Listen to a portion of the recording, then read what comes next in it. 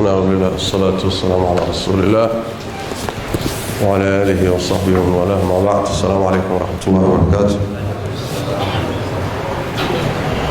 حتى الساعة لم تثبت رؤية هلال شوال لعام 1442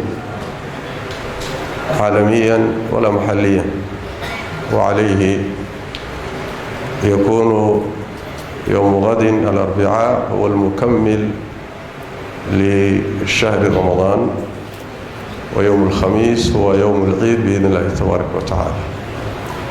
walaalyaal ilaa saacadan ma sugnaanin lamana hayo aragtida bisha shawaal ee sanadkan 1442 caalamiyan iyo dhulkan aan degannahay toona lama hayo bisha araggeedii. sidaas daraaddeed berri oo arbaco ah bisha mayna ay tahay 12 waxay dhammaystiraysaa ama aan dhammaystiraynaa ramadaanka soddonkiisa sida nebiguba inoo sheegay sal alla alay wasalam.